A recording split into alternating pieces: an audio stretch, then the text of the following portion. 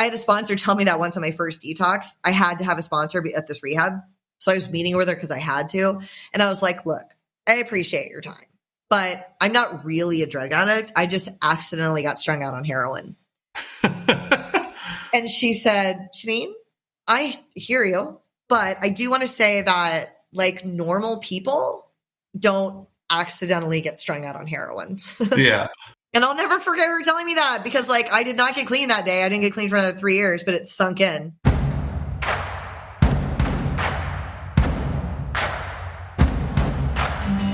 Welcome back, everyone, to the Henry's Uncle podcast. Today, we have a really exciting guest, Jeannine. Jeannine was in active addiction, drugs and alcohol for about 15 years, and which led to homelessness, multiple arrests, and the loss of everything. It was a very remarkable story, and now she has been sober for over 7 years and owns her own fitness studio and is a successful entrepreneur. So please take a listen.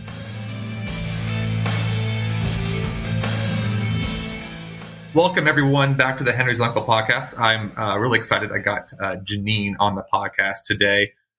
Founder, actually, because she also interviewed Nate Schmitty and looked up her and her, she's going to talk about her podcast, but I read her description. I was like, I got to have her on because it sounds like you've been through hell and back and would love to hear your story. So please go ahead and introduce yourself. Hi, thank you so much for having me. Like you said, my name's Jeannine. I'm the creator of the space Chasing Heroine. So it's a podcast and I do some stuff on social media too, where a lot of it's kind of like humorous reels and TikToks where I'm just kind of like talking to other addicts about drug stuff, right? Like kind of the things that we went through in an attempt to gain people's attention, trust. They know that I've been where they've been and then share my story. I kind of like when COVID hit. So I'm also in fitness. That's been my primary job. And I own a studio. I own a fitness studio in San Diego, but I've always wanted to do recovery stuff. Like I've got these wild stories that just go on for years and years and years, crazy stuff. And at the studio, I would like be telling people stories and people would always be like, oh my God, you should have a show or a podcast. And I'm like, I should, and never executed on that. And then when COVID happened and shut down the studio, I had this weird feeling that if something happened to me, like I wasn't actually particularly fearful of COVID, so I'm not sure why this like popped into my, I mean, appropriately so, right? But like for some reason in that time, I was faced with this idea that if something happened, like if I died in a car accident or something, I have not shared with people what I needed to share, which is that you don't have to live strung out on opiates. You don't have to live strung out on heroin. You don't have to live as a drug addict. You don't have to, because I felt like I had to. There was just no way out for me. I mean, it was 15 years of drug use and it just seemed like it was never going to end. And so, wow, 15 years. Yeah. So 15 years though of a lot of progression, which is also what I try to explain to people. Cause I really kind of like, I ran the gamut from late teens, early 20s in college, did really well in high school, in college, starting to do a little bit of like coke and drink, but something that easily is dismissed as just college partying. Sure. I mean, to some people, they're like my co-host is like super straight edge. She's never done cocaine. I don't even know if she smoked weed. And like, she always stops me and she's like, nope, not everyone. And I'm like, no, okay, not everyone. This is why you're on the show.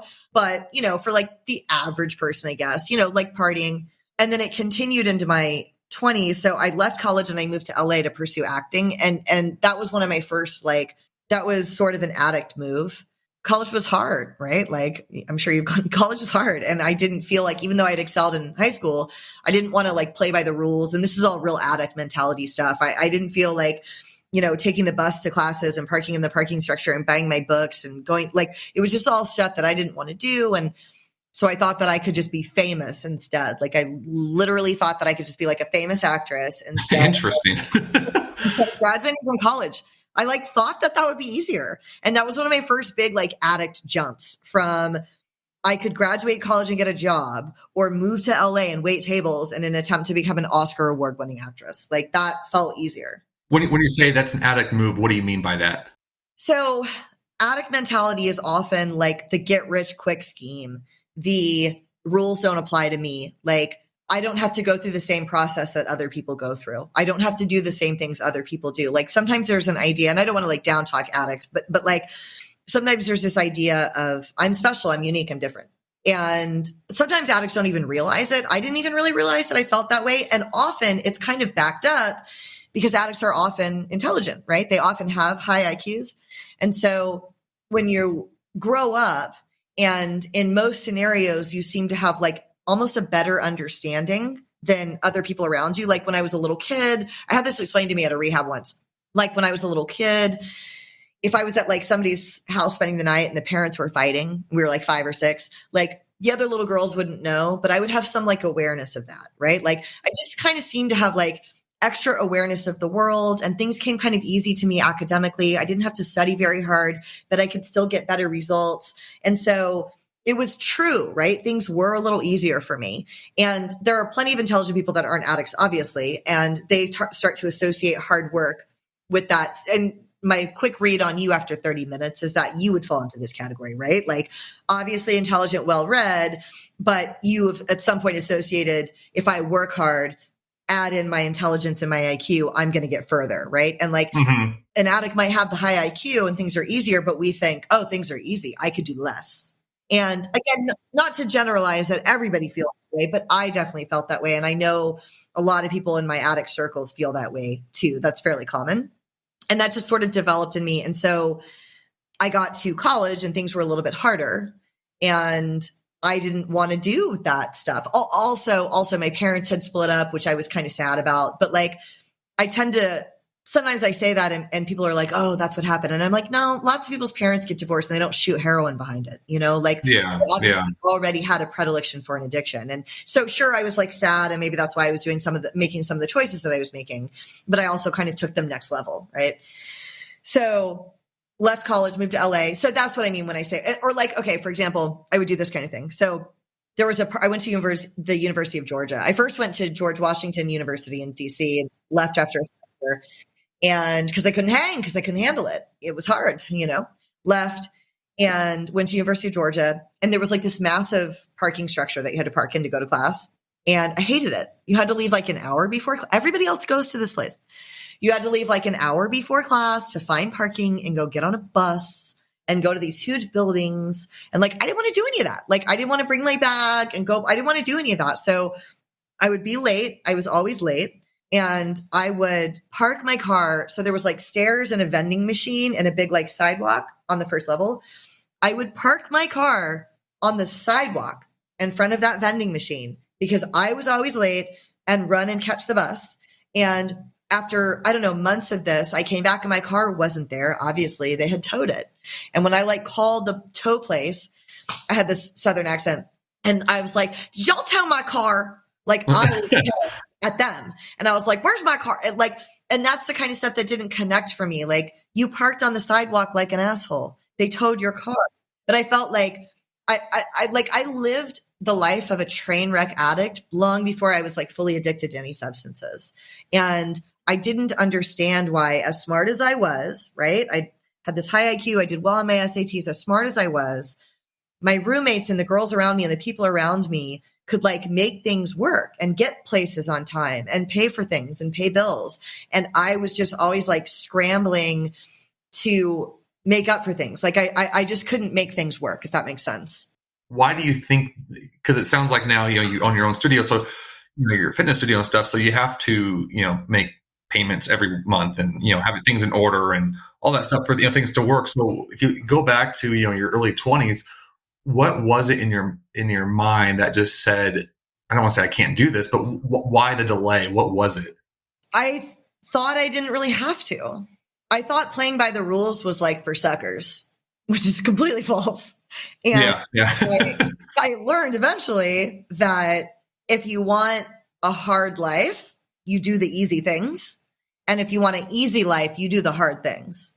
And I did the exact opposite of back then. Like, I didn't think I should have to. It was sort of a sense of entitlement. And I wasn't like an entitled kid in terms of like, if you met me, you wouldn't be like, oh my God, what a bitch. Like people like liked me, but in training, I was entitled. And I didn't think I needed to do that stuff. And I kind of thought that one day, and this is also massive, like addict thought, one day I would become so rich. I didn't know how, but one day I would become so wealthy that I would just take care of all the stuff I hadn't been taken care of, because like this thought process followed me to LA, right? Like back to college, moved to LA, and I didn't pay taxes for like 10 years. Like I was an independent contractor. I was supposed to be paying taxes. Yeah. And I didn't for like a long time until like in the past 4 years, I like in sobriety at like 2 years sober, I was teaching at another studio and they started docking they reached out to the owner and I hadn't even worked there that long. It was so embarrassing. And this was like in my 30s. And they said like he had to start giving half of my money to pay back something that I owed the state of California. And like, I then made it a payment plan with the IRS that like I'm still paying. So like if the studio ever gets any money back, it goes straight to the IRS. Like I'm still paying for that kind of stuff. But so that's an interesting question. Nobody's ever asked me that. But what I will say is what the solution for me was, and this is my whole platform. I am so grateful that I became a heroin addict, because becoming a heroin addict completely saved my life and changed me, because I don't know that I ever would have become someone that took care of things without losing everything through my addiction and having to kind of start from the bottom and value the rules and taking care of things. And so it's made me through that train wreckness, like say I had just been, and this is something that I say a lot, like, so I didn't start doing heroin until like 30 years old. So prior to that, I picked up a heroin addict. I picked up a heroin habit at the age of 30, which is like such a ridiculous thing for a human being to do. But prior to that, for 11 years, I drank too much and did coke, right? But like I always had a job until the end. I was waiting tables. Like I would get headshots taken for acting things. And to be fair, I had done some acting when I was a kid. It didn't come out of nowhere, but like not enough to really probably justify what I was doing. But I had done some acting. So I had done coke and drank for like 11 years and had managed that. And I used to always say that when I first got off of heroin, when I would first detox over and over and over again, I would tell people, no, I'm not really a drug addict. I just accidentally got strung out on heroin. And like, I didn't know that you got dope sick, which is true, blah, blah, blah, blah, blah, blah, blah, blah. But the reality is, when I had to get really honest later, was that my life for those 11 years, I was living like a half life to none of my potential. I was waiting tables, getting fired from restaurants. And without the introduction of heroin into my life, which like brought me to my knees and took everything away from me, you would have a different guess right now. I would probably still be like kind of doing coke, kind of drinking, probably not married, maybe teaching spin somewhere. Like I would have probably continued to live that half life until heroin knocked me fully into abstinence and a spiritual way of living. You know, that's when I got responsible. It was only at the age of 35 when I finally quit that now I pay for things. And that's really interesting. So for about 10 years, you're kind of going through this, this dream of you want to be an actress, all that kind of stuff in Hollywood, and you're waiting tables, drinking, doing coke, so would you have classified yourself for those 10 years before heroin as an addict, or did you just think this was kind of the Hollywood life? With the information I have now, looking back, yes. At the time, no. And absolutely not. Absolutely not. In quiet moments in my soul, and this is what I encourage addicts to look at, in quiet moments in my soul, I knew that the coke was a problem. Like I knew. And I had many times of like when I first moved out there, so it had become a little bit of a problem in Georgia, actually. And this is why I say, like, I really like, there's such one of the hallmarks of looking at addiction and alcoholism is that it's progressive over time. And mine was really, really, really progressive. I mean, it started once a week with me never buying it in Athens, but I would do all of it until it was gone.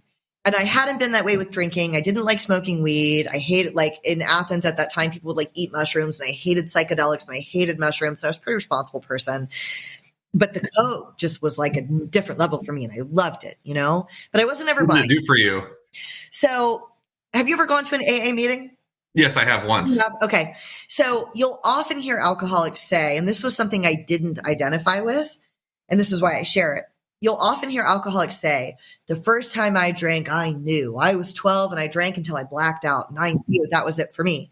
I did not feel that way with alcohol. I didn't like being out of it and out of control. I didn't like not having like my wits about me, but I did feel that way the first time I did coke. The first time I did coke, I remember thinking, this was my exact thought.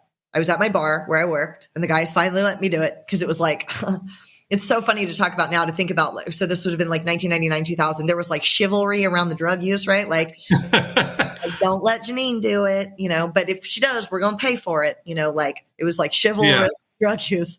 So finally the boys let me do it. And I remember thinking, oh my God, is this how everybody else feels all the time? Because I can do this. If this is how I could feel, I could do this. If life feels like this, I could do this, because I was so sad about my parents' divorce. I was so sad. And when I did that line of coke, I wasn't sad. And interesting. And it felt like, and I remember that thought. I remember thinking that. I remember walking back out to the bar, and there were a bunch of girls at the bar, and I hated waiting on, this is going to make me sound like a misogynist girl. I'm not, but I hated waiting on girls because they always wanted some goofy shit like a sex on the beach or something. And I didn't want to make that. And so I saw this group of girls, and I walked up and I was like, hey y'all, what do you want? And I was super nice, and I meant it. And I remember thinking, this is how they feel all the time. Like, I'm not miserable right now. And if this is what life could be like, I could do it this way. It's very interesting. So, it sounds like your childhood was semi-normal. It was pretty normal. It sounds like. Yeah, it was super normal. Yeah. Yeah. Because majority of the time, like to kind of start with is, the childhood, because there's some sort of trauma that goes on with you. You just kind of jump right into your late teens, early 20s. Yeah. And that's also what I like to share. So I had this amazing family. My dad's a pilot. Well, he's retired now, but my father's a pilot in the Air Force, and my mother's a social worker. They're both have master's degrees. They're well educated. They're like amazing parents. They raised me and my brother. We had anything we could ever want, but we weren't spoiled, right? Like we had to have little part-time jobs. They paid for my SAT classes and emphasized my education and our athletics. Really like the idyllic family. And the only thing that happened was when I was a senior, they did split up. They did divorce. And I think part of why it was so hard is because things were so great, and I was really kind of thrown on my heels by that. Again, plenty of people's parents get divorced and they don't end up, shooting heroin and being homeless, right? So like that was maybe part of it. But I had a tendency towards melancholy when I was younger also, before my parents split up.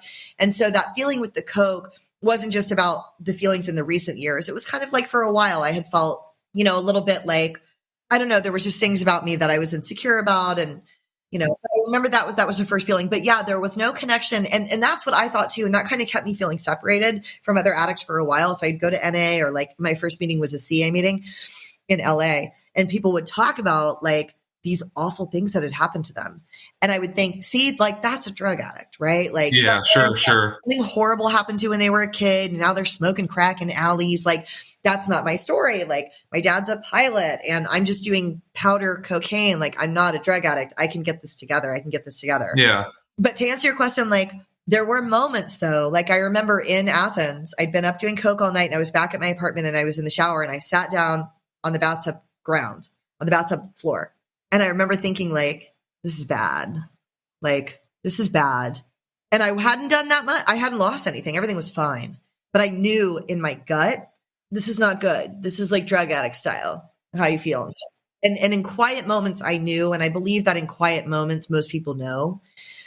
But that continued in LA a little, the coke and the drinking. But if you had asked me back then, absolutely not. I would have said I was not a drug addict, alcoholic. But again, like, when I first got there, I moved in with somebody that was also doing coke.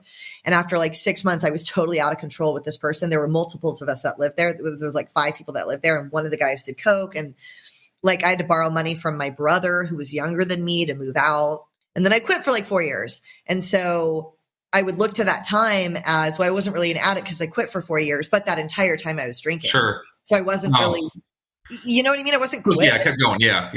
Exactly. And I didn't understand that. This is also why, like, I'm a 12-step person.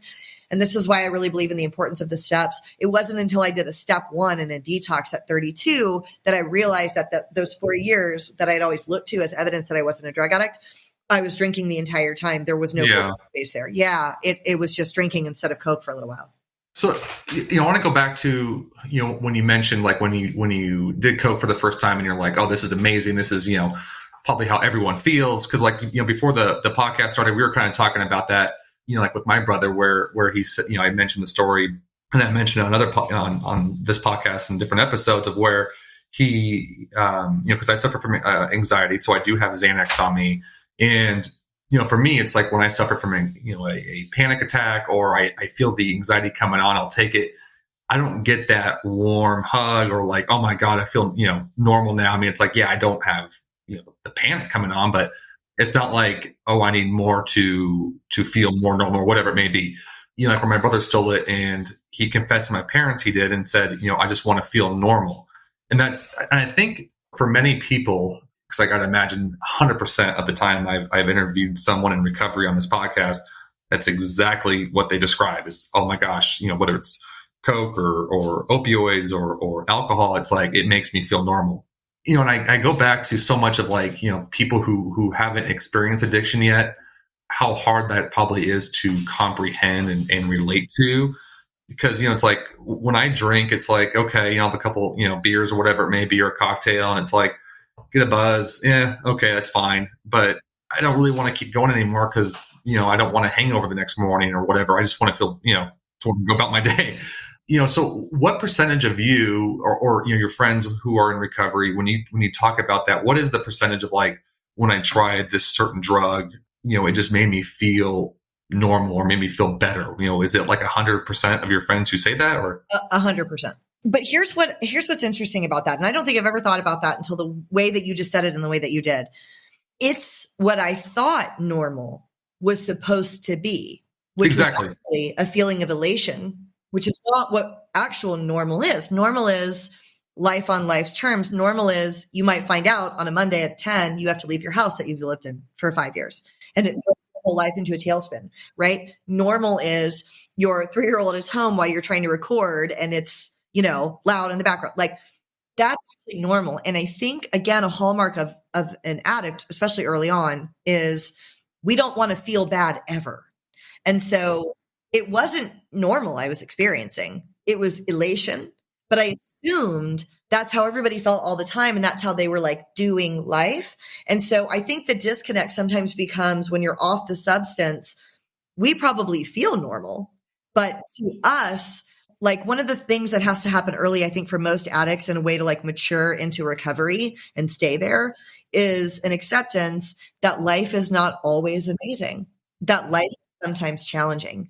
And addicts often kind of want it to not be that way ever and they pursue that to a lengthy degree.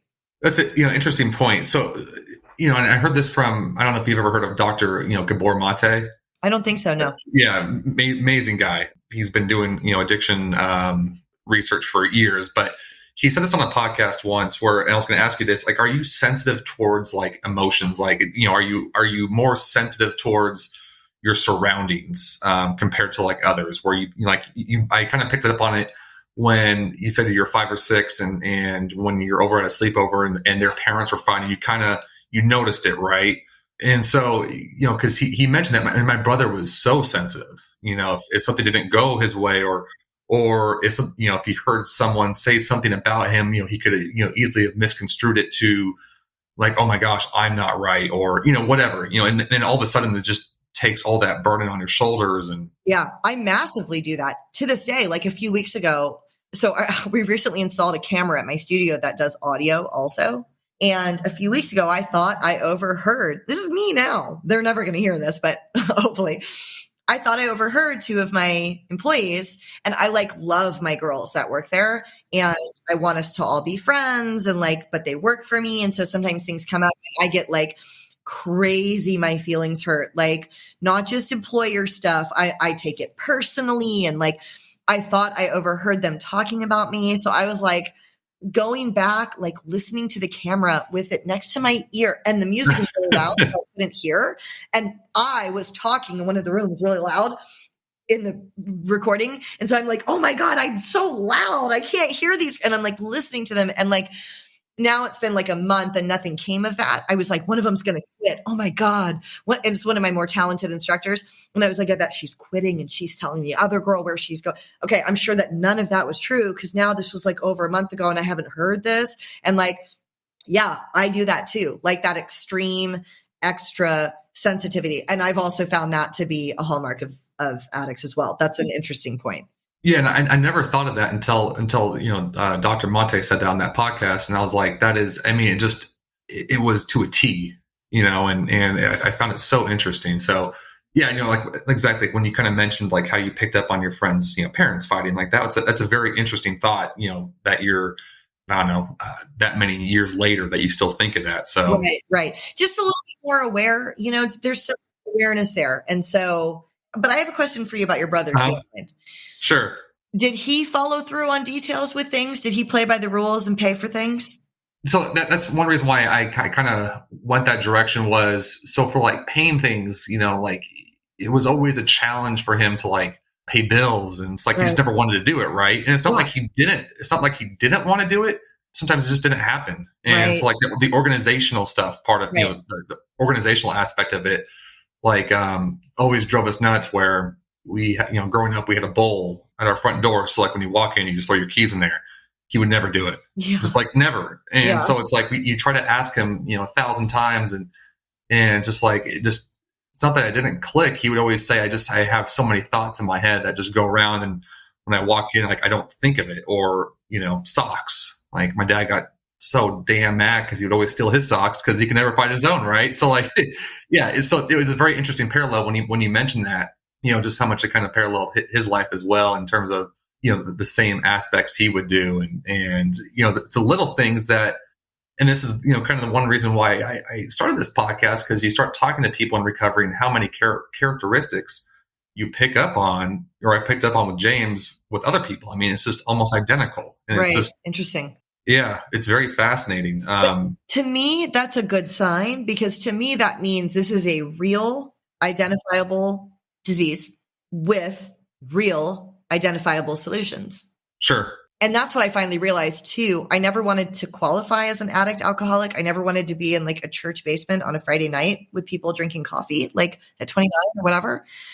But when you finally say, okay, I am this, the good news is there's a solution.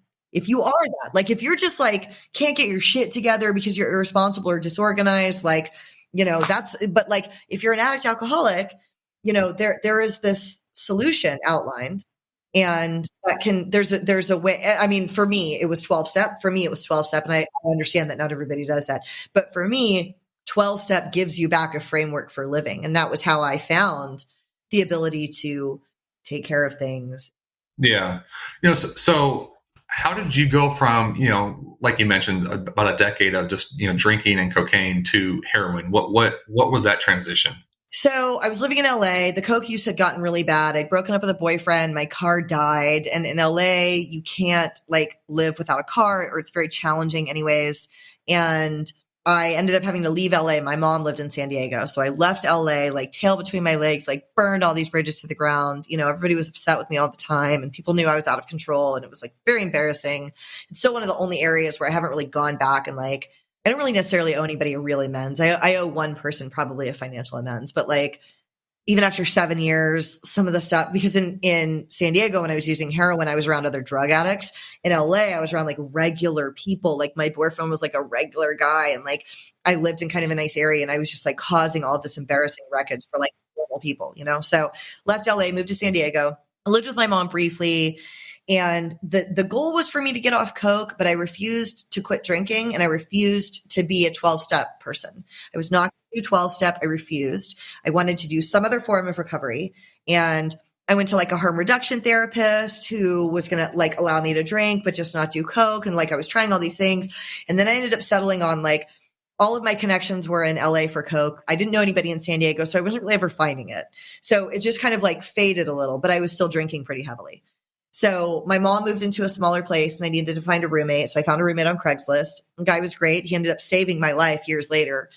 He was a Marine, and he had a buddy who had been a Marine and had quit the service. And he'd fought in Afghanistan multiple times. He had some traumatic brain injuries and some other issues, and he'd been prescribed Oxycontin at some point and had been addicted to it prior to being with me, and wasn't anymore when we met. Like, and I didn't really know a whole lot about that outside of like one or two conversations where I was like, yeah, I had this problem with coke. And he was like, yeah, I had this problem with pills, but like neither one of us do anymore as we're like drinking, like we're good now, And so after like, I don't know, 18 months or 2 years of us being together, like a while, he at some point, and I don't know for him what happened. He got back on pills, I guess. and then so I caught him basically. I had been out of town, couldn't get in touch with him, and finally got back in town and like drove out to his place because I thought he was like cheating on me. And I drove out to his house and like busted into his house. And his roommate was like, you can't just go back there. And I was like, the fuck I can't. And I went back there and kicked open the door, and he was not cheating on me. He was like laying on his bed, all the lights off. It smelled like smoke and like weed, and like there was pizza. And long story short, he had at some point gotten strung out on heroin and was trying to kick while I was gone. And when he told me he was on heroin, my heart like stopped. Like, heroin? That's like, and I thought all the things you think, like homeless people under bridges and HIV and needles and like all of the scary, awful things that anybody associates with heroin. I'm like recoiling. Like, I can't believe.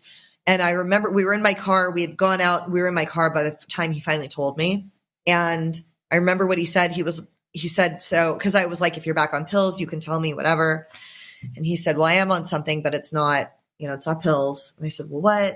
And he said, before I tell you, I just want to let you know that like, I know what you have to do when I tell you. And like, I know that you're going to break up with me. And I just want to tell you that I wanted to do this different with you. Like, I didn't, because he'd had a long history of drug abuse. He was like, I wanted this to be different. I didn't want to do it this way, but I'm on heroin. And while I was processing that, he like got out of my car and walked back into his house. Like, that was it. And like looking back, I need to take responsibility for this because it's easy to blame the person that like maybe introduces you to it. Right. But like, I jumped out of my car and I like went in the house with him and said, I'm not going to like leave you right now. Like, I'll help you. I'm going to help you. And I was Googling like, how do you help someone that's dope sick, of which there is no help for this. I'm buying him like chicken soup and Gatorade, and like, that does not help dope sick. Nothing helps dope sick, but I didn't know. And at some point in the next few months, I ended up trying it with him. And like, I was drunk and he kept doing it because he was supposed to have quit, but he didn't. And not knowing anything about heroin, I didn't know that he should have been really, really sick for a few weeks and wasn't. Like you said with your brother, like, oh, I've got the flu. Really? Because you were fine yesterday. And now you're fine today. This is not how illness, and like, but you're confused when someone is telling you this because they are fine. They're at work, there they are fine. But yesterday they were on their ass. And like, we went through some of that. And I now know, obviously, he was using the entire time. And probably what was happening that weekend was not that he was trying to kick. He probably just couldn't get anything for a few days. And that's when I came home, So I was drinking one night, asked him to tried it. And it felt like Coke to me, which I had missed. And this also, though, is a clue about whether or not, because my other big line was, I'm not really a drug addict. I met this guy. He got me strung out on heroin. I'm not really a drug addict. But like, here are some like hard truths about everything I just told you. The average girl, when she finds out that her boyfriend is doing heroin, I guess I shouldn't say the average girl. I always compared myself to my 3 best friends in high school. Not one of those girls would stay. Not one. One would call the cops. One of my friends would call the police, and the other 2 would have broken up. Like, they wouldn't have stuck it out, and they never would have tried it. Like, I had already crossed some sort of invisible line in my, where like, I'm now a person that has done hard drugs, and I'm going to, you know what I mean? Like, I had to look at that later, and say, this was not his fault. I did heroin. I had a sponsor tell me that once on my first detox, I had to have a sponsor at this rehab. So I was meeting with her because I had to. And I was like, look, I appreciate your time, but I'm not really a drug addict. I just accidentally got strung out on heroin. And she said, Jeannine, I hear you, but I do want to say that like, normal people don't accidentally get strung out on heroin. Yeah. And I'll never forget her telling me that, because like, I did not get clean that day. I didn't get clean for another 3 years, but it sunk in, Sure. Yeah. And I tell that, and she was right. Normal people don't accidentally get strung out on heroin. That's crazy. Like, normal people might accidentally get strung out on oxy because a doctor gives it to you. I think that's a different thing. But I was tinfoil straw in a bathroom. This was not a doctor's office. Like, I was doing heroin. Okay. Like, you made that choice. So I was doing it with him. I did not know that you got sick on opiates. I did not know that. And it made me feel like I was doing Coke again, but I could sleep. And the horrible part about Coke for me, and why I eventually was able to kind of give it up, is my come down from cocaine was horrible, like on the ground, splitting migraine headaches, can't do anything for a day. But this was like the feeling of Coke, the elation, the happiness, but I could go to sleep. And so I was doing it with him, and I must have been doing it with him more and more and more, right? A few months go by, and the difference between the stark contrast between like my life and my using with him is like really illustrated to me in this, because I was teaching spin, I was teaching Pilates, I was teaching bar at really like high-end places. I had a nice condo in Carlsbad, which is like a beach area in San Diego. I had a car, and I was supposed to take a reformer Pilates class that night, which is a bougie workout. Reformer Pilates is like a bougie person's workout. And I had a class reserved, and I was going to go, and it was like 4:30, and I hadn't gone out to his house for a few days.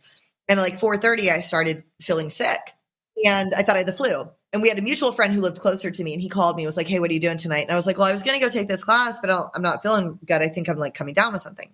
And I remember on the phone, he was like, Jeannine. I said, what? And he was like, you're not sick. Dude, you're like dope sick. And I thought, no, I'm not. No, I'm not. And I said to him, no, I'm not. And he said, okay, well, I'll tell you what, why don't you come over here and smoke with me? Like, I just got a bag, and see if you feel better. And like, you did not have to ask me twice to come smoke heroin, but so I was like, sure, I'll come try it. But I knew it wasn't going to make me feel better, but I was like, fine, we'll hang out. Went over to his house. And I remember I even brought my own straw, and he handed me one. And I was like, no, I don't want to get you sick. I got one. And I remember he looked at me like so sad, because my ex's friends were telling me, don't do this. And he kind of was, but his buddies would pull me aside, and they were like, you don't want to go down this road. And I would tell them, I'm fine. I used to have a coke problem that I totally kicked. I will not be a drug addict. I'm good. So I take my own straw, smoke, and immediately felt better. I wasn't sick anymore.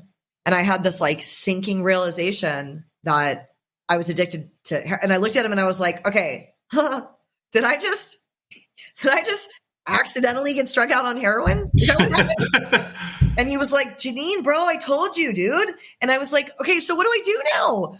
And he was like, I mean, you got to go buy more. And I was like, every day? And he was like, I mean, I don't like, yeah. And I was like, okay, say that's not an option for me. Say I don't want to use every single day. What do I do? And he said, well, you could kick. And I said, how long does that take? It was like, I don't know, like 2 weeks. 2 weeks. I have to go to work. Like I have all this. Yeah. And that was that. And that was how that transition happened. It was just like through a guy, that I was drinking and using with. And the next 5 years of my life were insane. It took me like 7 months or 10 months from that point to become homeless, from that moment to be completely homeless, go to my first detox. And then I was homeless from there for 3 years or something like that. I would get clean, get out, relapse, but not for very long, 90 days at a time. And then there was a year in there when he and I completely gave up trying and just went balls to the wall using. And I got arrested that year I got arrested multiple times that year, domestic violence. My last arrest was for strong arm robbery, and they were going to give me a strike and send me to prison. And so there was also a year in there where there was zero trying. There was just, we just use. Wow. So a whole year. So you said you were homeless. What is that like when you're, because it sounds like you went from a nice apartment, had a car, had a job, all this stuff, to all of a sudden your life turned upside down on heroin, homeless. It was horrible. It was embarrassing. And this is one of the things I try to tell people. It was humiliating. Like I was me. I knew. And we were homeless in the way that most drug addicts are homeless, which is maybe you end up at a friend's house for 2 weeks and then they kick you out. So then you're like outside sleeping on, you're outside for a few days with nowhere to go. And then you scrounge up enough money to get a motel room one night. And then you're outside with nowhere to go for maybe like 3 or 4 days. You steal a bicycle, you're riding around town on a bike, robbing people, doing drugs. And then you go to another friend's house for like a week. So I wasn't like shopping cart, Vietnam vet blanket under, you know what I mean? It was like, sometimes I'd go to a motel room overnight. Sometimes and that's kind of how most drug addicts are homeless. They kind of bounce around the same areas, going to like a Motel 6, getting kicked out. You get arrested, you go to jail for a week, you get out. But it was awful because I knew the entire time, like I knew, like I remember that this is an episode on my podcast that I talk about where like we had broken into this like abandoned beach mansion in Oceanside. It was abandoned and it was a mansion, but all like the lights were out and there was no fixtures in there. I learned later they were tearing it down. And we'd broken in and it was like right on the water. So it was like this mansion, but we were just like squatting and we were squatting. And I remember, and I knew, because it was still me, I knew that breaking into a dwelling that could be inhabited was a residential burglary and it was a strike. It didn't matter. And like the guys I was with didn't know that. Like my ex didn't know that. You know what I mean? Like the guys didn't know that. And like, not to say that I was different from them, but like in those moments I was pretty aware. And I think that was because of my background with my family and because I had been a working adult for a while. And some of these kids were raised, parents on drugs. This is a normal cycle, right? And this is horrifyingly different for me. So I'm like squatting in this house. I know it's a residential strike. I was out on bail for something else. And we were laying upstairs. This is such like a tweaker story because I also did a lot of meth. I did heroin and a lot of meth.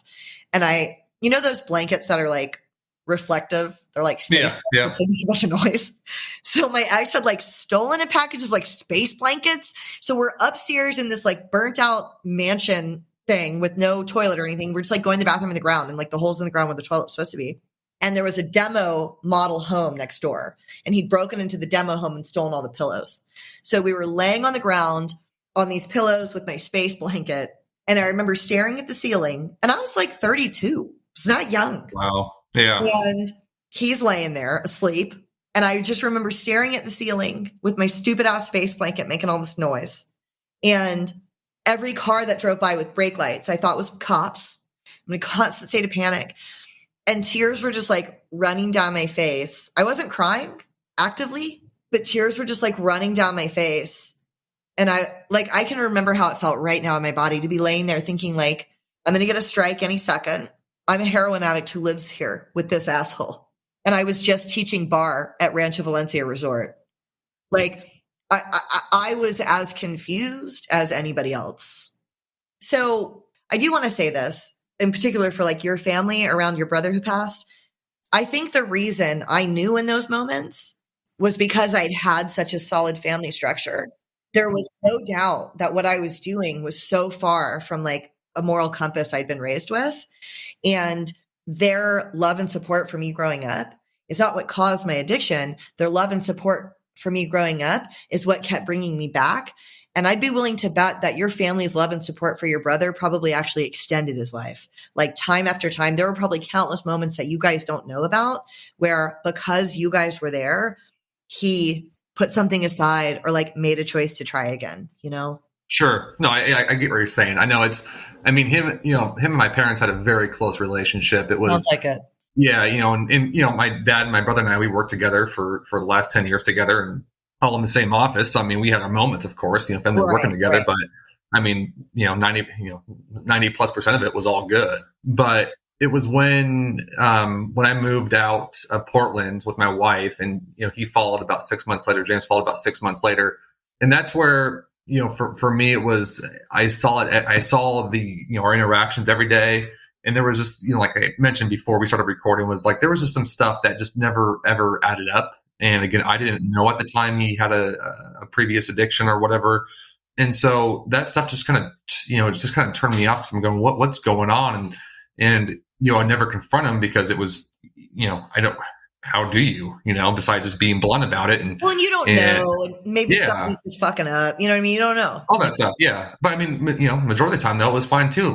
Going out, we went skiing, he had, girlfriends, all that stuff. So it all seemed very normal. And so, yeah, it was, definitely tough to balance that act as a brother but also working together and then trying to, cause he was also the boss. And so it's also, you're trying to balance that whole act and. Oh, he was your boss? Oh yeah. I mean, he's the older, right. he knew all that stuff, he knew what was going on and all that, what and whatnot. So, it was a hard balance to see. And then you're also trying to balance, the parents out as well, right? Where you don't want to bring extra issues to a parent. Right. Yeah. All that kind of stuff. It just, like I mentioned with my Xanax, like I had it, after my trip or when I went on a trip, I would have it in my briefcase. I just never thought of it. I had it, forgot to put it back in my cupboard. And lo and behold, my parents tell me that he told them that he couldn't go in the office because he saw my prescription in there. And I was like, well, it's kind of like, how did he even know it was in there? Right. Just never would even register with me. So yeah, all that stuff. So it's interesting, but, so back to, we're going to circle back. And then, so you're in this house, you said you had tears coming out. You sounds like your heroin, meth, everything going on, just all that stuff. And you mentioned, you're arrested a few times, and this is kind of an interesting topic right now, especially in this climate of what's going on, here in Portland or state of Oregon. Actually, we decriminalized drugs last year through a measure. And there have been a few people I have personally talked to, and also one on interviewed I hear on the podcast, where they have said being arrested saved my life because it gave me an opportunity to get sober, reflect on what was going on. And like one person, because she was forging prescriptions, I think it was about a year she was locked up, and a lot of time to process everything and not just go back to the same every day. What is your take, looking back now? You said you were arrested 3 or 4 times? I was arrested 5 times. 5 times. Mm-hmm. What is your take on all that? Because it's such it's a hard topic to discuss with this, all climate going on, but you lived through it. Yeah. I mean, it's kind of hard, but so like there are deeper systemic issues prior to our experience that probably need to be looked at in terms of like disparaging sentences, right? Disparate sentences for people that were charged with like powder cocaine versus crack and like all that stuff that kind of happened in the 80s and the 90s, the crack. Like those were definite injustices that probably need to be addressed, or that do need to be addressed, that absolutely need to be addressed. And I think that argument though gets muddled now with like part of the police aspect. Like, so there's me and then there's the cops, is that like, it's inconvenient, right? To be like, it makes your experience a little bit less pleasant when the cops are like looking for you, right? What you're doing is illegal. You're scurrying around. If they see you, they're going to arrest you. And that's part of what makes it unpleasant to be a drug addict, right? Is the aspect of running from law enforcement and being a fourth waiver, and they see you and they're going to pick you up. And like, you can't maintain that lifestyle for very long. I couldn't maintain that lifestyle for very long. Most people can't. Like, it's very hard to maintain staying under the radar. The cops start to know who you are. They see you on the street. Everybody starts to become a fourth waiver, meaning you've waived your Fourth Amendment rights. They can stop and search you. Or like my ex was a fourth waiver, so they could stop us anytime. Like, it just puts the brakes. It's like pumping the brakes on this path. And I can't imagine using in a world where we didn't have that constant pressure of police contact and the negative consequences that would ensue from police contact. Like if you could use, I would probably still be using. Part of what stopped me was that I kept getting arrested and going to jail. Now, my last arrest was in August of 2013, and I didn't actually stop until January of 2015. So, but for one of those times, I was 9 months in a rehab. I relapsed in that rehab, but I was in the rehab. So like I wasn't necessarily out on the street. I probably would have gotten arrested more. But to me, I think I agree with your other guests that have said that going to jail forces you to clean up, right? It forces you to actually like get your head straight. And I'm sure it saves people's lives in many instances, like the next shot could have been the one that killed me, but I got picked up and went to jail, and it sucks to kick in jail. It sucks, I was in a haze. They put me on Librium and it sucks to kick in jail, but I agree with that. And I don't know what the answer there is, because like you said, there's a hard, it's a hard thing. Like you don't necessarily want to feel like, so in California, they have something called drug court, which I know is highly successful. I'm sure they have it in Oregon too. And I do think that they could maybe, and I don't know much about drug court now. It used to be you had to have like a pretty big charge over your head to get assigned drug court. And so maybe a modification I would suggest, if this hasn't been adopted already, and maybe it has, is smaller possession charge could knock someone in drug court, so that you are getting filtered. But there's still some sort of punitive net or check-in system, but the catch and release for a few hours, you're just going to go get loaded again for sure. Yeah. I just wanted your opinion because I don't know what the answer is, because I heard both sides of the argument, and both sides to me are valid. I think it's always somewhere in the middle, like usual. It's somewhere in the middle. Exactly. Yeah. I do think though too, that I also didn't have anything really horrible happen to me in jail, and I might be saying something different if I did. Yeah. 100%. Yeah. So like, I think it's a hard question, but I think that, I was I don't want to say a menace. I was a danger to my community. Mm-hmm. And anytime I was arrested, it was because of something that I had done that was my fault, and I deserved to be arrested. And I was a danger to my community, and I take responsibility for any time that I was sent to jail, So what made you, when did you come to the realization that you have to get sober and that you just can't live like this anymore? So I had come to that realization many, many, many times before I finally stopped. And like this concept of a rock bottom for me, I had many. Like the last thing I did wasn't the worst position I'd ever been in, right?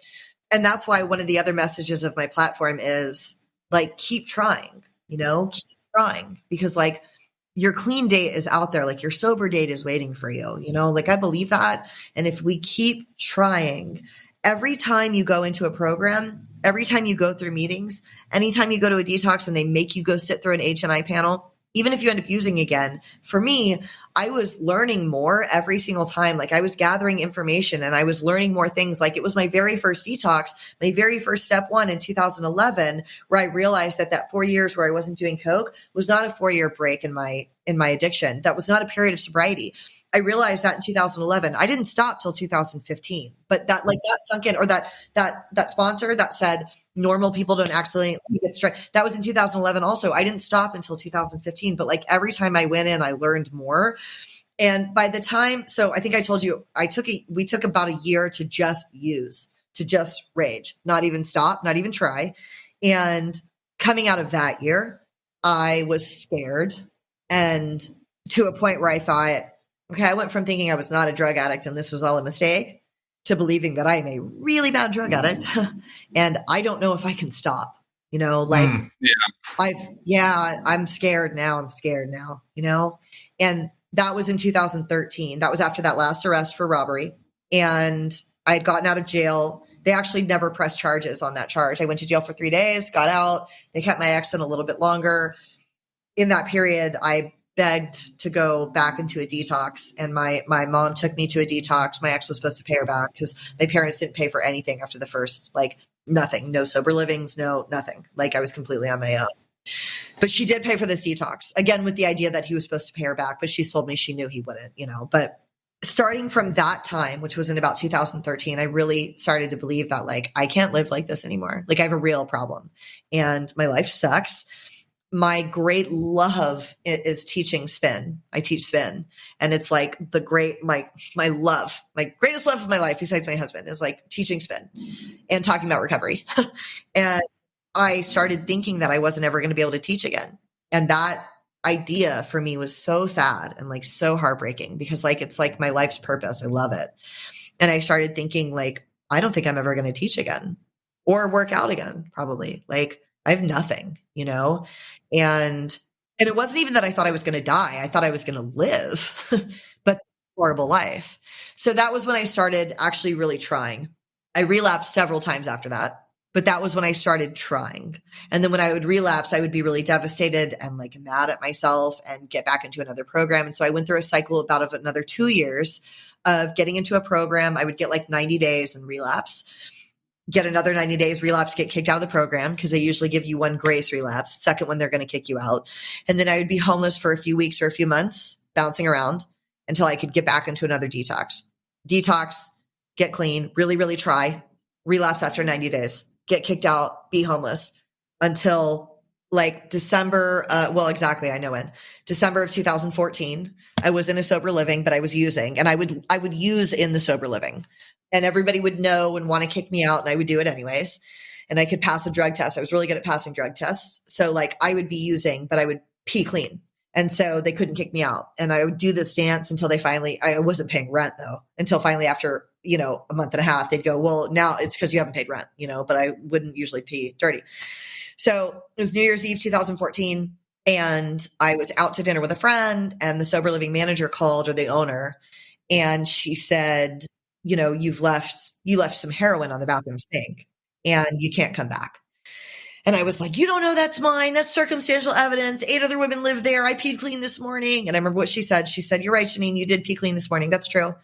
And I tell you what, you've been peeing clean, but we're all pretty sure you're using, and all the girls are here. And I'm skinny, strung out, track mark, riding a bike, haven't paid rent. The girls are missing cash. It's obvious when someone has relapsed in a sober living setting. And she said, I tell you what, if you bring me a blood test, I'll support you. And nobody had ever asked me for a blood test before. And I said to her, I was like, fine, I'll do that. I'll bring it tomorrow. I'll go to Tri-City. It's the hospital here. And she was like, okay. And I was with a friend of mine who I had used with in the past, but was clean now. He had gone to prison for a few years and gotten out. And he was clean, but he would like kind of try to help me and stuff. And it was actually when I first realized I was strung out. And I said, what do? I need to buy heroin now. And my friend said, yeah, here's his number. It was that guy. So he had since gotten raided, gone to prison, gotten out, was clean. And I was still using. We were out to dinner and I told him what was going on and he was going to get me a hotel room. So we were at a hotel together and I was like, I didn't even have a phone to look up. I was going to forge a document. Basically. I was like, give me your phone, look at the Tri-City logo. I'm going to forge a blood test, all this stuff. And he was just kind of like staring at me and not like backing me up in any way. And I remember saying, okay, don't look at me like that. Look, I don't want to do this. I don't want to forge a blood test. She's making me forge a document. I don't want to do this, but I can't kick on the street. That's like the heroin I've said. Like I can't kick outside. I need to buy some Suboxone and be in the sober living. Like, what am I supposed to do? And I remember he said, I mean, you could get clean.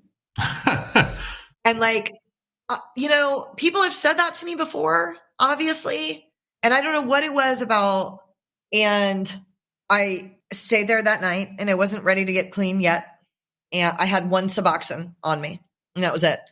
And the next morning I called my heroin connection and said like, I don't know where I'm going to go, blah, blah, blah. And he said, well, I have a place that you can stay. You can stay in the doghouse in my backyard, like the doghouse, and I'll bring the dog inside. And I said, okay, great. That works for me. So I told my friend to bring me to this guy's backyard, this alley. It was actually like a shed with like a dog pad bed on it and like a short little shed that his dog would like run in and out of. And he brought me to this alley and dropped me off. And I lived in that guy's shed in his backyard for 3 nights. And the last night that I was there, and he padlocked me in from the outside at night so that because he had a wife and he'd let other girls stay there before and she would freak out and try to like kill them. So he like padlocked me in from the outside so she wouldn't lose her mind. So I was locked into the shed at night and just like smoking speed, doing crossword puzzles, picking my face. I had a compact with a light on it so I could pick my face, shooting heroin, all this stuff.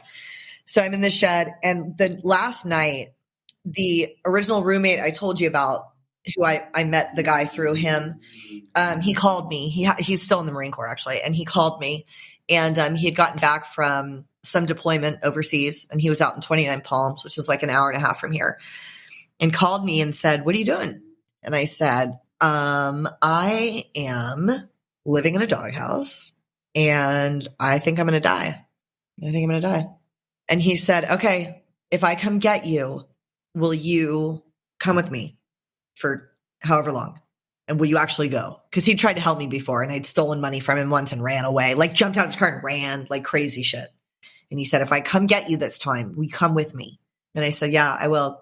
So he met me at a Burger King and drove me out to his house at 29 Palms. And I had that one Suboxone and I ate my one Suboxone, which only works for 24, whatever it is, 12 hours. Then you get sick again and drank through the rest of it, which other addicts are like, what, how? And I'm like, I don't know. I was able to drink. Like some people are like, oh, I'd be so sick. But I drank for another like 10 days and binge watched Game of Thrones, which I'd never even heard of. Yeah, I'm so out of it. Okay, so now it's 2015. I'd never heard of Game of Thrones, Instagram, or Spotify. And all these things became like vital to my life, like shortly after this. But I was on his couch, like smoking cigarettes, and he was making food, and I was watching Game of Thrones, and he had a fire going the whole time. And I drank for another 10 days. I ran out of heroin on the 5th. I brought some with me. Ran out on the 5th, ate my Suboxone, drank for another 10 days. And the last time I drank or used was January 15th, 2015 at his house. So in a few weeks, I'll have 7 years. Wow. Congratulations. Thank you. That's amazing. It's crazy. So, it's a hell of a story. I mean, it's amazing. Just kind of like reprocessing the whole story that you just told me in this last hour. I lived in a dog house. It's a lot. It's crazy. Yeah. So before we wrap up, I always ask people, what has, coming on 7 years now, what has recovery given you? My entire life. I'm a huge fan of 12-step recovery. I know there's harm reduction. I know there's other things. 12-step recovery is a design for living that has led me and the people around me to miraculous ways of living, support group. I told you that the home I live in right now is the home of somebody I met in AA. My husband, I go to HA, Heroin Anonymous is the thing out here. I met my husband at an HA meeting. We are now married. We own the studio together. Recovery has given me my entire life back. And I got to a place after a few years where, like I started to say at the beginning, I am so grateful that I was homeless and lived in that doghouse, because the girl from Athens and LA who was a train wreck, never made it anywhere on time, that girl was not very happy, And I spent a lot of years thinking, if I just hadn't met him, if I just hadn't done heroin, like if I just hadn't moved to LA, if I had just stayed at GW, if I had just gone to law school like I was supposed to, like I spent so many years saying, if I had just gone to law school like I was supposed to, because that's what I wanted to do. I debated in high school and won all these awards. And that's why I went to GW. And I was like, if I had just done that, none of this would have happened. But like, I finally got to a place where I was like, actually though, I wasn't very happy. And now, after I lost so much stuff and was like rebuilding from the ground up, like I get to experience levels of gratitude that I never had before. There's an AA speaker who says, like, addict alcoholics, we get to marvel at the ordinary because we've lost so much. And now we can look at, like, even just like the smallest things after we've been through that experience, like we can marvel at the ordinary, and I'm so grateful for all of those things that happened, which is why I speak about it so freely, because I know not everybody feels that way. And I didn't feel that way in the beginning. Sure. No, it's interesting to talk to people between like all the different steps of recovery, all the different versions. It's amazing because, like you said, AA is not for everyone. And it is fascinating to see how someone, what they pick up on and how that gets them to recovery and, day by day. But, the one thing that's always very consistent within people recovery, whether it's, whatever recovery path they do take, is it's always gratitude.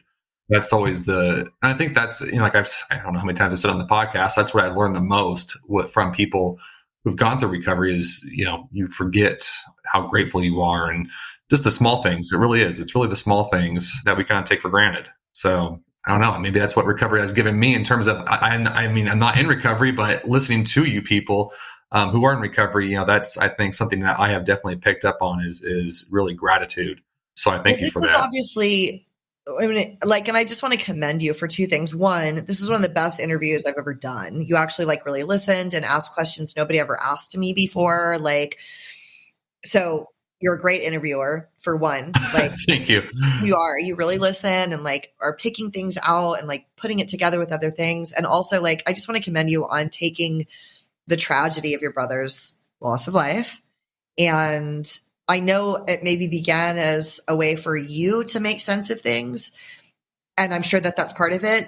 But what you're giving back to the world and doing in his name, I'm assuming your son's name is Henry and he's Henry's uncle, what you're doing in his name and talking to people like me is really amazing. And it just shows you have a level of kindness and resilience that is really amazing. And so I just want to tell you that. I'm sure I appreciate that. But I just want to make sure you know that. Yeah, thank you. No, it's I look back on a lot of it, 3 years now, which is like I always say before we were talking, before the podcast was when we were talking, it still feels like yesterday, it's insane. But even you mentioned during the podcast, a hard drug like heroin and stuff. And the things we start learning is well, what's the difference between oxy and heroin? I mean, it's nothing, right? Yeah. I mean, it's really relatively all the same. I guess it kind of depends on how you put it in your body. Right. But, we like you even said, when that person said heroin and it's you recoiled and it was oh my God, that's, terrible and blah, blah, blah. And, I think a lot of it though is, through this learning process is a lot of the drugs are the same. It's, we don't want to, people who haven't been in addiction don't want to talk to people who have done heroin because of whatever stigma is associated with them. But then again, the people I have talked to, whether it's meth, heroin, pills or whatever it is, doesn't matter, alcohol, they're just, everyone has it's a very normal people, it just, something happened, it led down the wrong way. And, it's just sad how many people we're losing every year. And again, it's just, I try to tell people, it's look at you, 7 years in recovery, you and you're married, you have your own fitness studio. I mean, it's Well, and that's what I try to remind people of too. So you think of someone that died of a heroin overdose and you've got all these ideas about what that might mean. So like, I own this fitness studio. I kept it open during COVID. I'm one of the only people that I was outdoors. I built a whole outdoor studio, all this stuff. There are hundreds of women that have said through the pandemic, like, thank you for staying open. Like, I was able to be there for my family more and you kept me healthy and fit. I had died. I overdosed in a men's room in a fast food restaurant, just like the most white trash moment of my life, one of the most white trash moments of my life. Overdosed under like a urinal. And fortunately, my ex was there and did like CPR and I lived. But like, I try to tell people, like, if I had died, you wouldn't have had that studio. Like, this is real people that we're losing that can give back to their community. It's not just like a guy under a bridge, man. It's like we're losing a generation of like future doctors, lawyers, teachers, fitness experts. Look what's happened this pandemic. I mean, the amount of, it's taken the mental health, the toll on our mental health and, especially children and everything. I mean, and that's what I'm scared of is, just last month, we hit a record 100,000 people and that's just drug overdose. That's not including alcohol. And with the amount of fentanyl and meth coming in, it scares the hell out of me where, like I tell people, it's like when my brother died 3 years ago, I think it was 70,000 people, which was insane to think at that time. And we're at 100,000 people within 3 years after that. And I just feel like it's just going to accelerate and accelerate until I don't know I really don't know what's going to change. I don't either. Because, and I am so, there's fentanyl in everything. That sponsor I told you about who said people don't accidentally get strung out, she died of a fentanyl overdose last year. Oh, Jesus. Relapsed and died. That person that said something pivotal to me went back out and died. And like, I see that and I think like it just scares me to think how much is in what's out there now. Like the fentanyl making its way into everything has completely changed the game, which is kind of why I'm doing this, because I would have run into it. Like, because knowing that fentanyl is out there isn't going to stop anyone from using. Like, I never stopped because I thought it was an overdose. That's not why. I never met anyone. That's not true. I had a boyfriend in recovery prior to my husband who he stopped because he realized he was going to die and he had a son. So he was but like most people, that's not, you don't feel like it's going to happen to you, and then, which always like you just said, and then also what I don't think people who really pay attention to people, what addiction is when you hear someone overdosing, and this always amazed me when I first heard it, was the people who are using want to go to that dealer because that's going to get the ultimate high, right? And so when you start thinking of fentanyl, you're like, that I had to research because I'm like, that doesn't make sense. Why in the hell would you go to a dealer that's killing people? A Connect will text you and be like, hey, I got this fire shit. It's putting people, you know what I mean? Like people are falling out from it. And I'd be like, save me some. Yeah. My mind went, it was like bonkers. I was like, this. Well, because we don't the logic. Yeah. Like, I'm smarter. I'll do a small shot. It's fine. Yeah. Like the logic behind it just never made sense. And so I think that's where people have a real hard time. And then, now, you get high schoolers who are out partying or whatever and never, ever, maybe take drugs and take one pill and they're dead, and that's where I'm having a really tough time because, I'm starting to tell people, like I'm telling parents, like, well, at least my brother was 34, and it's like, that's still young. That's still really, when he died, he was 34 and like, that's really young still. Sure, I didn't get clean till 34. So. Yeah. And then like now you got kids who are 16, 17, as low as, I saw someone 12 or 13 on the East Coast who died from fentanyl. You're just like, like what the hell? I mean, it's really sad. What I'll say though, is that like, I don't know where this goes either, but what I know is that you're part of the solution. Mm-hmm. By lending your voice to this, you are part of the solution. So that's the only thing I can do. Right. Uh-huh. Yeah. I mean, just like you're doing, trying.